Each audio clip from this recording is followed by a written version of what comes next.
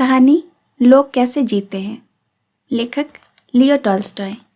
अनुवाद चंद्रमौलेश्वर प्रसाद। सैमन जूते सीलकर अपनी आजीविका चलाता था। पत्नी मत्रिणा के साथ वह एक झोपड़ी में रहता था। अपनी आय से वह उदर पोषण की ही जुगाड़ कर पाता था। सर्दी के मौसम में तन को गर्म रखने के नाम पर उसके पास एक कोट था जो पति पत्नी बारी बारी से इस्तेमाल करते थे। अब वह कोट भी जहाँ तहाँ फट रहा था।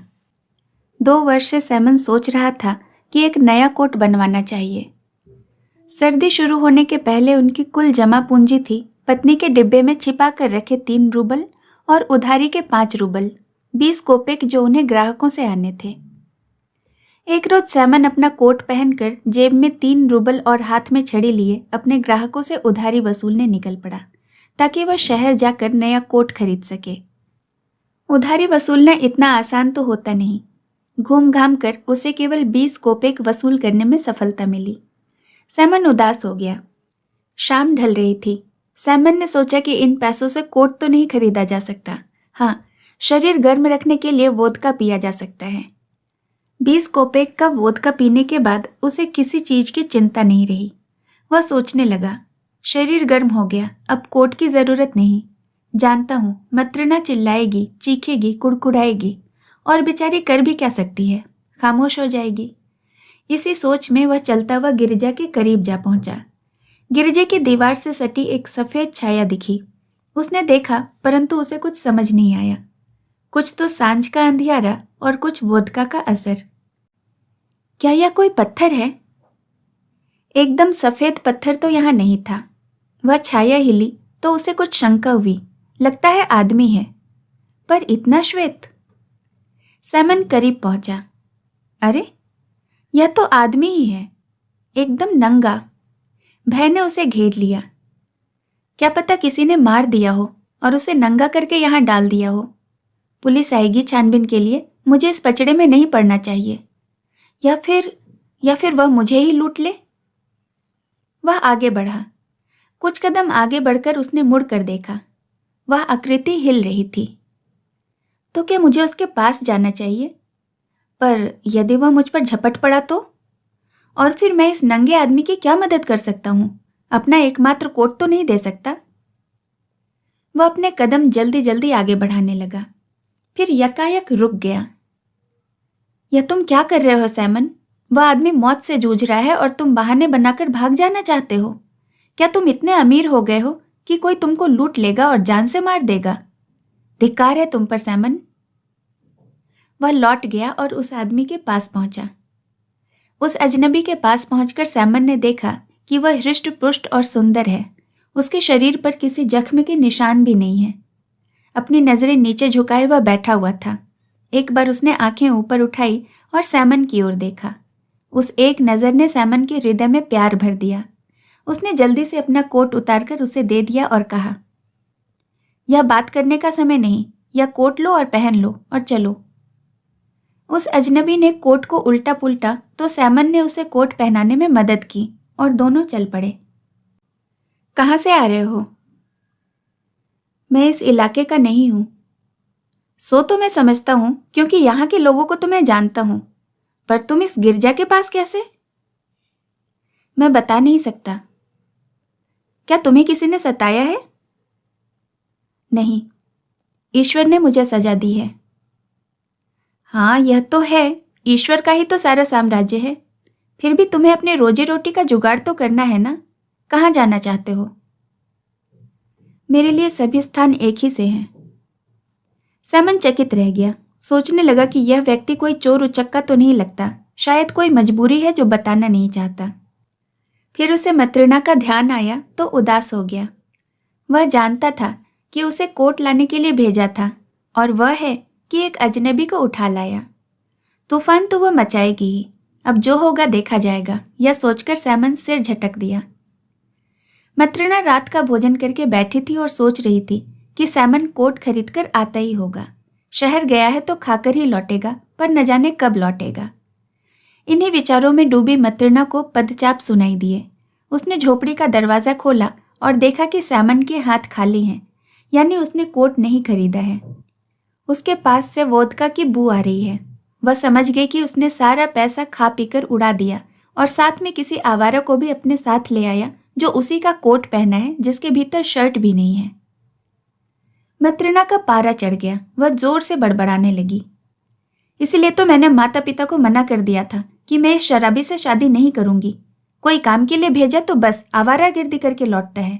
साथ ही अब किसी निठल्ले को भी ले आया है, मानो यहाँ कोई अनाथालय खोल रखा है। वह चीखती चिल्लाती बाहर निकल जाने के लिए दरवाजे तक गई, फिर अपने को संयत करके लौट आई। उसने देखा कि अजनबी नजरें नीचे किए किसी गुनहगार की तरह चुपचाप खड़ा था। मत्रिना ने उसे देखा और सोचा कि इसके बारे में जाने तो सही कि यह कौन है। मत्रिना सोचने लगी कि यदि यह व्यक्ति शरीफ है तो उसने ढंग के कपड़े क्यों नहीं पहन रखे हैं। आखिर वह नंगा क्यों है? उसने सैमन का कोट क्यों टांग रखा है? ये कौन है? कहाँ से पकड़ कर लाए हो? वही तो बताना चाहता था और तुम हो कि सुन ही नहीं रही हो। सैमन ने सारी घटना का ब्यौरा सुनाया और कहा कि ईश्वर ने उसे उसके पास भेजा, वरना वह सर्दी में अकड़कर मर जाता। न जाने कितने दिनों से भूखा प्यासा है बेचारा। मत्रिना ने एक नज़र उस युवक पर डाली जो बेंच के एक कोने में हाथ जोड़े सिर झुकाए बैठा था। मत्रिना के हृदय में ममता जागी। संदूक से सैमन का पुराना शर्ट और पैंट निकालकर उसे दिया और भोजन का प्रबंध करने लगी। जब सैमन और अजनबी खाने बैठे तो मत्रिना भी टेबल के एक कोने पर हाथ टिकाए बैठ गई और पूछने लगी कि वह यहाँ कैसे आया। उसका वही उत्तर था, ईश्वर ने उसे सजा दी है। भोजन करके अजनबी ने मत्रिना की ओर देखा और मुस्कुरा दिया। यदि आप लोग सहारा न देते तो आज मैं मर ही जाता। ईश्वर आपका भला करेगा। धन्यवाद देकर अजनबी वहीं एक कोने में सो गया।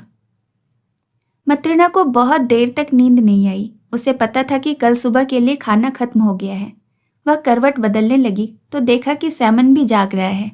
उसने कहा, सैमन, आज का दिन तो कट गया, पता नहीं कल क्या हो। सुबह शायद मुझे फिर मार्था के घर से कुछ मांग कर लाना होगा। सैमन ने कहा, जो होगा देखा जाएगा, अब सो जाओ। वह भी करवट बदलकर सो गया। दूसरे दिन सैमन ने उस अजनबी से उसका नाम पूछा और काम पूछा तो उसने बताया कि उसे माइकल कहते हैं और वह कोई काम जानता तो नहीं पर बताने पर सीख जाएगा। सैमन ने उसे धागा बांटना, मोम लगाना और जूते सीने का हुनर बताया। माइकल मन लगाकर काम करता। मत्रिना उसे भोजन देती। माइकल घर का एक सदस्य भले ही बन गया था, पर वह पहले दिन की मुस्कान जो मत्रिना को देखकर उसके चेहरे पर आई थी वह फिर नहीं दिखाई दी। माइकल के अच्छे काम से सैमन की ख्याति और आय बढ़ने लगी। अब उसे शहर से और भी ऑर्डर मिलने लगे। एक दिन जब सैमन और माइकल काम करते बैठे तो एक बग्घी आकर उनके दरवाजे पर रुकी। एक रौबदार व्यक्ति उसमें से उतरा और महंगा चमड़ा सैमन के आगे फेंकते हुए आदेश दिया कि इसके बूट बनाना होगा। इतना महंगा चमड़ा देखकर सैमन घबरा गया। उस पर उस रौबदार व्यक्तित्व के आगे जैसे वह कांपने लगा। उसके मन में यह विचार आ रहा था कि कहीं जूते ठीक न बन पाए तो उस चमड़े का मूल्य चुकाने में उसका जीवन ही बीत जाएगा।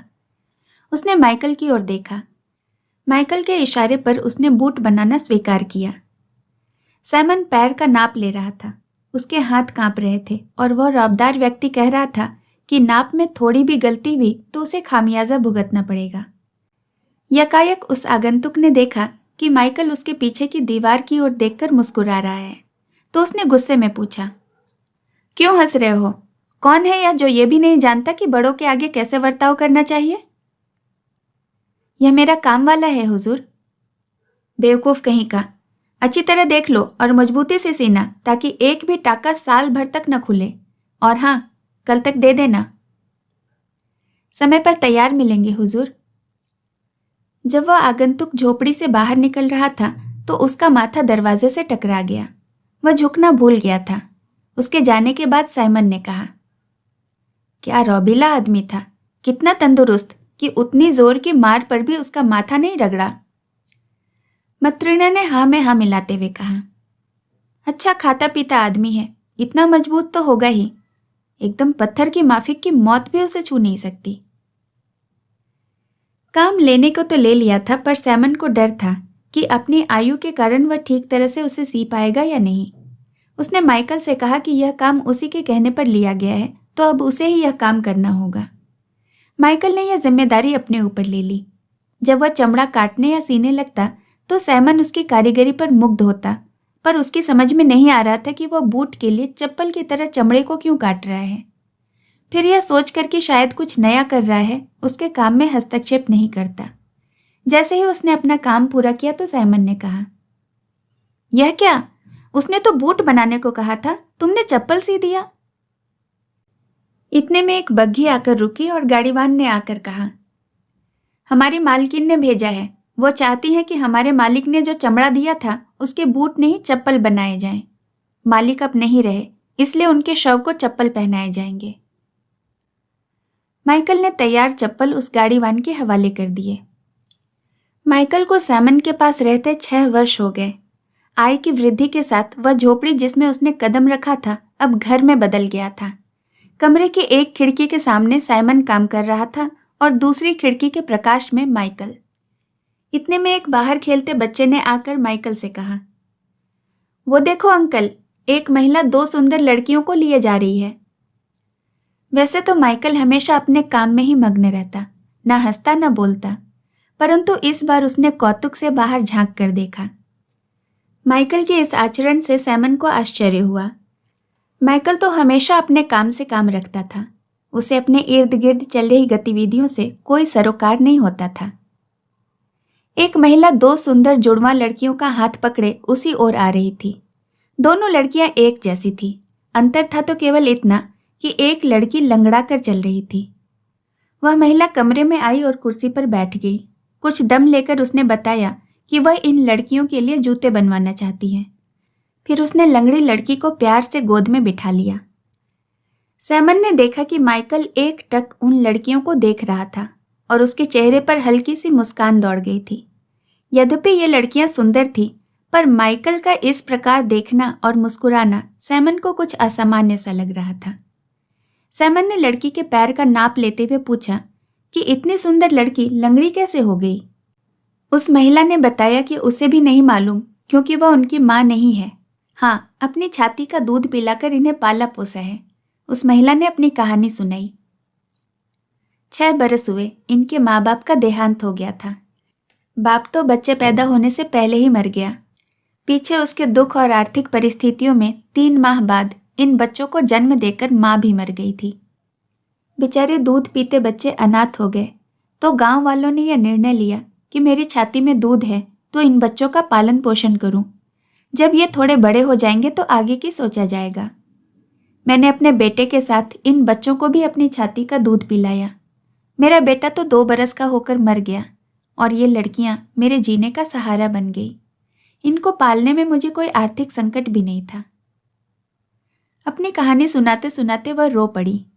पास बैठी मत्रिना ने सारी कहानी सुनकर आह भरते हुए कहा, वो कहते हैं ना, जिसका कोई नहीं उसका खुदा होता है। ईश्वर ने तुम्हें माध्यम बनाकर इनकी रक्षा की है। जूते का नाप देकर वह महिला चली गई। घर में एक प्रकाश फैल गया। माइकल अपना काम किनारे रखा और हाथ जोड़कर बोला, मुझे क्षमा करना मालिक, यदि मुझसे कोई चूक हुई हो तो। अब मैं विदा लेना चाहता हूँ। ईश्वर ने मुझे क्षमा कर दिया है। सैमन ने आश्चर्य से देखते हुए कहा, मैं जानता हूँ माइकल कि तुम कोई साधारण मानव नहीं हो। तुम्हारे शरीर से जो आलोक फैल रहा है वह बता रहा है कि तुम पर दैविक कृपा है, और फिर मैं तुम्हें रोकने वाला कौन होता हूँ। पर क्या तुम मुझे बताओगे कि जब मैंने तुम्हें यहाँ लाया था तो तुम उदास थे, परंतु जब मत्रिना ने तुम्हें अन्न दिया तो तुम्हारे चेहरे पर मुस्कान दौड़ गई थी। फिर जब आगंतुक अपने जूते बनवाने आया तब दूसरी बार तुम्हारे चेहरे पर वही मुस्कान थी, और अब उस समय तुम्हारे चेहरे पर मुस्कान दौड़ गई जब तुमने उन लड़कियों को देखा। माइकल ने अपनी कहानी सुनाई। ईश्वर ने मुझे दंडित किया था। जब जब ईश्वर ने मुझे क्षमा किया तब तब मेरे चेहरे पर मुस्कान आई। मुझे ईश्वर ने इसलिए दंडित किया था क्योंकि मैंने उनके आदेशों का उल्लंघन किया था। ईश्वर ने मुझे एक बीमार औरत के प्राण लेने के लिए धरती पर भेजा था। जब मैं उस औरत की झोपड़ी में पहुंचा तो देखा कि 2 दिन पहले पैदा हुए जुड़वां बच्चे उसके बगल में रो रहे थे। उस औरत ने मुझे देखकर कहा था, हे फरिश्ते, मैं जानती हूँ कि तुम मुझे लेने आए हो। मेरा न पति है, न भाई, न बहन, न ही कोई बंधु जो इन बच्चों की देख रेख कर सके। मैं विनती करती हूँ, इन बच्चों के लिए मुझ पर कृपा करो।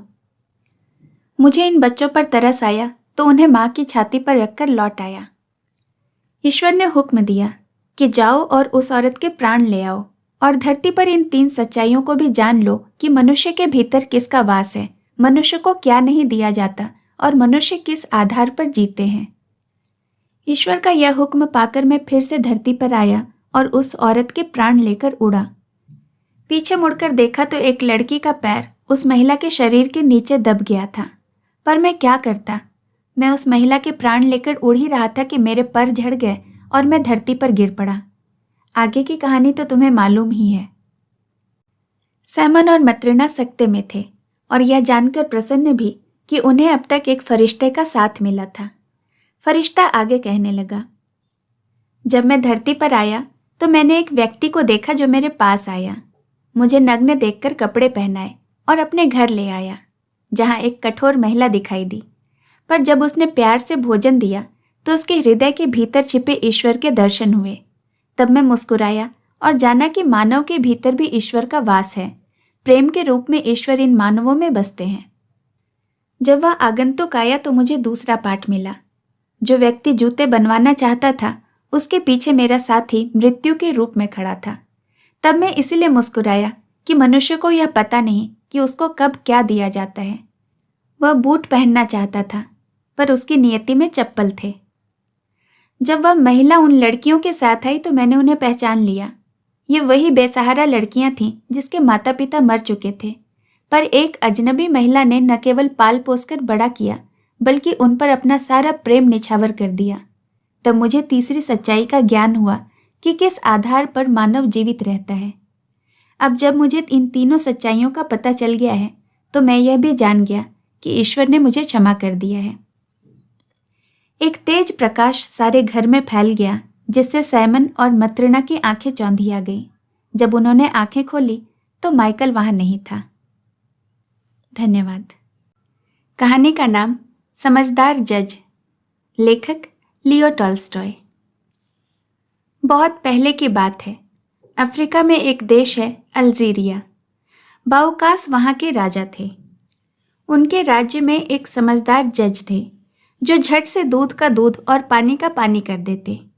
कोई भी मुलजिम उनकी पैनी आंखों से बच नहीं पाता। उनकी ख्याति दूर दूर तक फैली थी। एक दिन राजा ने वेश बदलकर खुद जज की परीक्षा लेने की सोची। वे घोड़े पर सवार होकर जज के शहर की ओर चले। शहर के मुख्य दरवाजे पर उन्हें एक अपंग भिखारी दिखा। राजा ने उसे कुछ पैसे दिए। भिखारी ने राजा से विनती की, मैं चल नहीं सकता, कृपा करके मुझे अगले चौक तक छोड़ दें। राजा ने भिखारी को घोड़े पर बैठाया। शहर के चौक पर पहुंचने के बाद राजा ने भिखारी से उतरने को कहा। तुम उतरो, यह घोड़ा तो मेरा है। भिखारी ने दावा किया। देखते देखते वहां पर लोगों की भीड़ इकट्ठी हो गई। घोड़ा किसका है यह निर्णय जज साहब ही करेंगे, लोगों ने कहा। राजा और भिखारी जज के पास गए। कचहरी में काफी भीड़ जमा थी। जज लोगों को बारी बारी से बुला रहे थे। सबसे पहले जज ने एक लेखक और किसान को बुलाया। उनके साथ एक महिला भी थी। लेखक और किसान दोनों उस महिला के अपने पत्नी होने का दावा कर रहे थे। जज ने दोनों पक्षों की दलीलें सुनी और कहा, महिला को आज यहीं छोड़ दो और कल आओ। उसके बाद जज के सामने एक कसाई और तेली की पेशी हुई। कसाई के कपड़े पर खून के छींटे पड़े थे और तेली के हाथ तेल से सने थे। कसाई के हाथ में पैसों की एक थैली थी। दोनों पक्ष उस थैली को अपना बता रहे थे। जज ने कुछ देर सोचकर कहा, पैसों की थैली यहीं छोड़ दो और कल आओ। अंत में जज ने राजा और भिखारी की दलीलें सुनी। दोनों पक्ष घोड़े पर अपना अपना दावा पेश कर रहे थे। जज ने कुछ देर सोचकर कहा, घोड़े को यहीं छोड़ दो और कल आओ। जज के निर्णय को सुनने के लिए अगले दिन कचहरी में लोगों का बड़ा हुजूम जमा हुआ था। सबसे पहले लेखक और किसान की बारी आई। यह महिला आपकी पत्नी है, आप उन्हें ले जा सकते हैं। जज ने लेखक से कहा। साथ में उन्होंने किसान को 50 कोड़े लगाने का हुक्म भी दिया। उसके बाद कसाई और तेली की बारी आई। जज ने कसाई को बुलाकर कहा, लो, यह पैसों की थैली तुम्हारी है। साथ में उन्होंने तेली को 50 कोड़ों की सजा सुनाई। अंत में जज ने राजा और किसान को बुलाया। क्या तुम 20 घोड़ों में से अपने घोड़े को पहचान पाओगे? उन्होंने राजा और भिखारी दोनों से पूछा। दोनों ने हाँ में उत्तर दिया। एक एक करके जज दोनों को अस्तबल में लेकर गए। दोनों ने घोड़े को सही सही पहचाना। कुछ देर गहरे सोच विचार के बाद जज ने राजा को बुलाकर कहा, यह घोड़ा आपका है, आप इसे ले जा सकते हैं। साथ में उन्होंने भिखारी को 50 कोड़ों की सजा सुनाई। घर जाते वक्त राजा भी जज के पीछे पीछे चलने लगे। राजा को देखकर जज ने पूछा, क्या आप मेरे निर्णय से असंतुष्ट हैं? जनाब, मैं बिल्कुल संतुष्ट हूं, पर यह जानना चाहता हूं कि आप इन निर्णयों पर पहुंचे कैसे? काफी आसान था, जज साहब ने मुस्कुराते हुए उत्तर दिया। सुबह सुबह मैंने महिला से दवात में स्याही भरने को कहा। महिला ने इस काम को बड़े करीने से अंजाम दिया। इससे मुझे लगा कि वो लेखक की ही पत्नी होगी। जहां तक पैसों की थैली की बात है, मैंने सोते वक्त सिक्कों को एक पानी के बर्तन में डाल दिया। सुबह देखा तो पानी में कोई तेल नहीं दिखा। अगर तेली के पैसे होते तो पानी पर जरूर कुछ तेल तैरता। इससे लगा कि पैसे कसाई के होंगे। घोड़े का मामला जरूर कुछ पेचीदा था। मैं आप दोनों को अस्तबल में घोड़े की पहचान कराने नहीं ले गया था। दरअसल मैं देखना चाहता था कि घोड़ा आपको पहचानता है या नहीं। जब आप घोड़े के पास गए तो घोड़े ने अपना सिर हिलाया और गर्दन आपकी ओर घुमाई, पर भिखारी को देखकर घोड़े ने अपनी टांग ऊपर उठाई। इससे मुझे स्पष्ट हुआ कि आप ही घोड़े के सही मालिक होंगे। फिर राजा ने जज से कहा, मैं राजा बाऊकास हूं। मैंने आपके इंसाफ की बहुत तारीफ सुनी थी और मैं उसी की पुष्टि के लिए आया था। आप वाकई एक काबिल न्यायाधीश हैं। आप मुझसे जो पुरस्कार मांगेंगे वह आपको मिलेगा। जज ने नम्रतापूर्वक कहा, मुझे कोई पुरस्कार नहीं चाहिए। राजा की प्रशंसा ही मेरे लिए सबसे बड़ा पुरस्कार है। धन्यवाद। सूरत का कॉफी हाउस।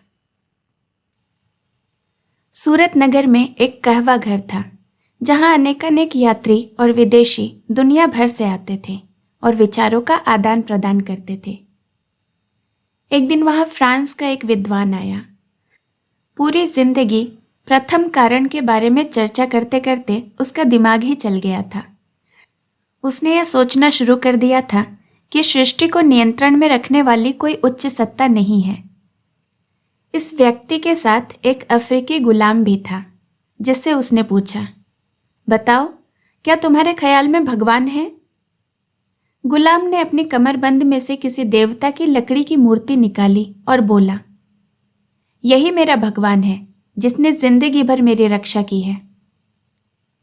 गुलाम का जवाब सुनकर सभी चकरा गए। उसमें से एक ब्राह्मण था। वह गुलाम की ओर घूमा और बोला, ब्रह्म ही सच्चा भगवान है। एक यहूदी भी वहां बैठा था। उसका दावा था, इस्राएल वासियों का भगवान ही सच्चा भगवान है। वे ही उसकी चुनी हुई प्रजा हैं। एक कैथलिक ने दावा किया कि भगवान तक रोम के कैथलिक चर्च द्वारा ही पहुंचा जा सकता है। लेकिन तभी एक प्रोटेस्टेंट पादरी जो वहां मौजूद था, वह बोल उठा, केवल गॉस्पेल के अनुसार प्रभु की सेवा करने वाले प्रोटेस्टेंट ही बचेंगे। कहवा घर में बैठे हुए एक तुर्क ने कहा, सच्चा धर्म मोहम्मद और उमर के अनुयायियों का है, अली के अनुयायियों का नहीं। हर कोई दलीलें रख रहा था और चिल्ला रहा था। केवल एक चीनी ही, जो कि कन्फ्यूशियस का शिष्य था, कहवा घर के एक कोने में चुपचाप बैठा था और विवाद में हिस्सा नहीं ले रहा था। तब सभी लोग उस चीनी की ओर घूमे और उन्होंने उससे अपने विचार प्रकट करने को कहा। कन्फ्यूशियस के शिष्य उस चीनी ने अपनी आंखें बंद कर ली और क्षण भर सोचता रहा। तब उसने अपनी आंखें खोली, अपने वस्त्र की चौड़ी आस्तीनों में से हाथ बाहर निकाले, हाथ को सीने पर बांधा और बड़े शांत स्वर में कहने लगा, मित्रगण, मुझे लगता है लोगों का अहंकार ही धर्म के मामले में एक दूसरे से सहमति नहीं होने देता। मैं आपको एक कहानी सुनाना चाहता हूँ जिससे ये बातें साफ हो जाएंगी। मैं यहाँ चीन से एक अंग्रेजी स्टीमर में आया। यह स्टीमर दुनिया के सैर को निकला था। ताज़ा पानी लेने के लिए हम रुके और सुमात्रा द्वीप के पूर्वी किनारे पर उतरे। दोपहर का वक्त था। हम में से कुछ लोग समंदर के किनारे ही नारियल के कुंजों में जा बैठे। निकट ही एक गांव था। हम सब लोगों की राष्ट्रीयता भिन्न भिन्न थी। जब हम बैठे हुए थे तो एक अंधा आदमी हमारे पास आया। बाद में हमें मालूम हुआ कि सूर्य की ओर लगातार देखते रहने के कारण उसकी आंखों की रोशनी चली गई थी। वह जानना चाहता था कि सूर्य आखिर क्या है ताकि वह उसके प्रकाश को पढ़ सके। यह जानने के लिए वह सूर्य की ओर देखता रहा। परिणाम यह हुआ कि सूर्य की रोशनी से उसकी आंखें दुखने लगी और वह अंधा हो गया। तब उसने अपने आप से कहा, सूर्य का प्रकाश द्रव्य नहीं, क्योंकि यदि वह द्रव्य होता तो एक पात्र से दूसरे पात्र में उड़ेला जा सकता था। तब यह पानी और हवा की तरह चलता। यह आग भी नहीं, क्योंकि अगर यह आग होता तो पल भर में बुझ जाता। यह कोई आत्मा भी नहीं, क्योंकि इसे आंखें देख सकती हैं। यह कोई पदार्थ भी नहीं, क्योंकि इसे हिलाया नहीं जा सकता। अतः क्योंकि सूर्य का प्रकाश न द्रव्य है, न अग्नि है, न आत्मा है और न ही कोई पदार्थ, या कुछ भी नहीं।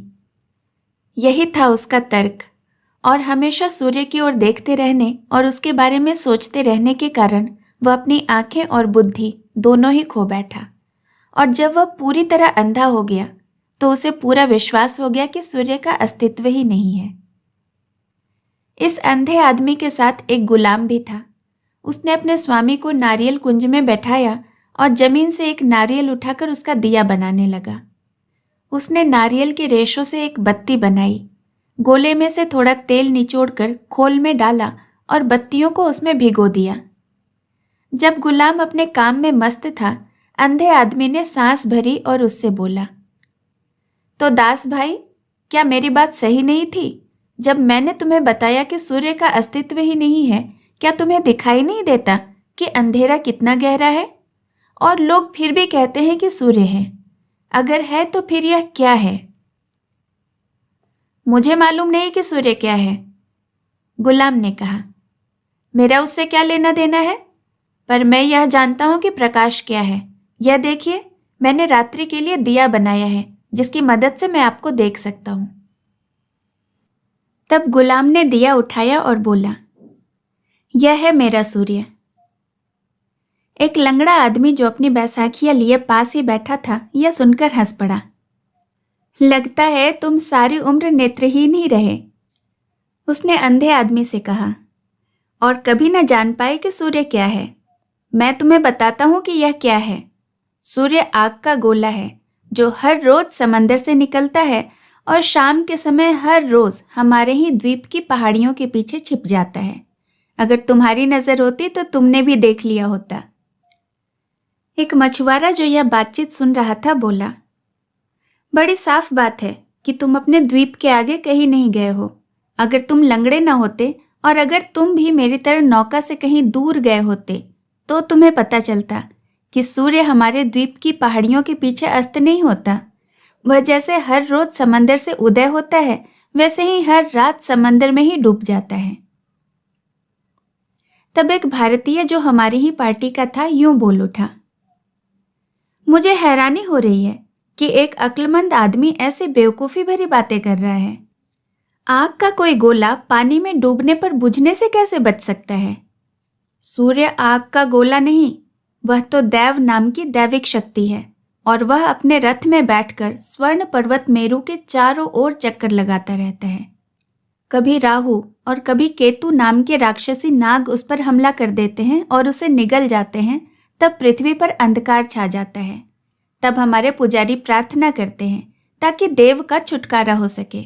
तब यह छोड़ दिया जाता है। लेकिन आप जैसे अज्ञानी ही ऐसा सोच सकते हैं कि सूर्य केवल उनके देश के लिए ही चमकता है। तब वहां उपस्थित एक मिस्र जहाज का मालिक बोलने लगा, नहीं, तुम भी गलत कह रहे हो। सूर्य दैविक शक्ति नहीं और भारत और स्वर्ण पर्वत के चारों ओर ही नहीं घूमता। मैं कृष्ण सागर पर कई यात्राएं कर चुका हूँ, अरब के तट के साथ साथ भी गया हूँ, मडगास्कर और फिलीपींस तक हो आया हूँ। सूर्य पूरी धरती को आलोकित करता है, केवल भारत को नहीं। यह केवल एक ही पर्वत के चक्कर नहीं काटता रहता, जबकि दूर पूरब में उगता है, जापान के द्वीपों से भी परे, और दूर पश्चिम में डूब जाता है, इंग्लैंड के द्वीपों से भी कहीं आगे। इसलिए जापानी लोग अपने देश को निप्पन यानी उगते हुए सूर्य का देश कहते हैं। मुझे अच्छी तरह मालूम है क्योंकि मैंने काफ़ी दुनिया देखी है। वह बोलता चला गया होता अगर हमारे जहाज के अंग्रेज मल्लाह ने उसे रोक न दिया होता। वह कहने लगा, दुनिया में और कोई ऐसा देश नहीं जहाँ के लोग सूर्य की गतिविधियों के बारे में इतना जानते हैं जितना इंग्लैंड के लोग। इंग्लैंड में हर कोई जानता है कि सूर्य न तो कहीं उदय होता है न ही कहीं अस्त। वह हर समय हमारी पृथ्वी के चारों ओर चक्कर लगाता रहता है। यह सही बात है क्योंकि हम जहाँ कहीं भी गए, सुबह सूर्य निकलता और रात को डूबता दिखाई दिया, यहाँ की ही तरह। तब उस अंग्रेज ने एक छड़ी ली और रेत पर वृत्त खींचकर समझाने का प्रयास किया कि कैसे सूर्य आसमान में चलता रहता है और पृथ्वी का चक्कर लगाता रहता है, पर वह ठीक तरह समझा नहीं पाया और फिर जहाज के चालक की ओर इशारा करते हुए बोला, वो ठीक तरह से समझा सकता है। चालक, जो काफी समझदार था, चुपचाप सुनता रहा। अब सब लोग उसकी ओर मुड़ गए और वह बोला, आप सब लोग एक दूसरे को बहका रहे हैं, आप सब धोखे में हैं।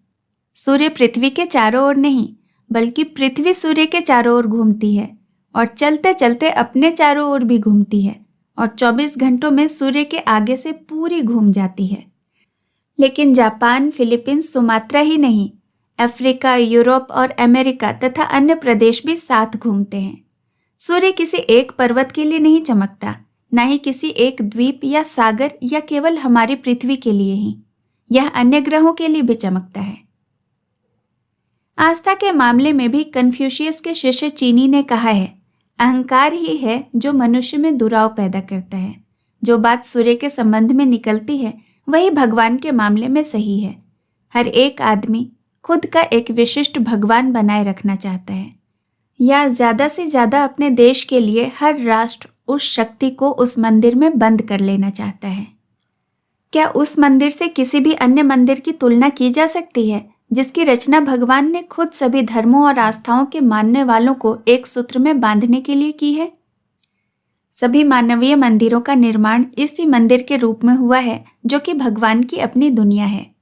हर मंदिर के सिंहद्वार होते हैं, गुंबज होते हैं, दीप होते हैं, मूर्तियां और चित्र होते हैं, भित्ति लिपियां होती हैं, विधि विधान ग्रंथ होते हैं, प्रार्थनाएं होती हैं, वेदियां होती हैं और पुजारी होते हैं।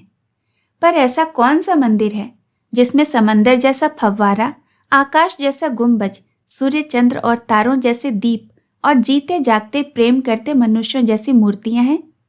भगवान द्वारा प्रदत्त खुशियों से बढ़कर उसकी अच्छाइयों के ग्रंथ और कहाँ हैं जिन्हें आसानी से पढ़ा और समझा जा सके?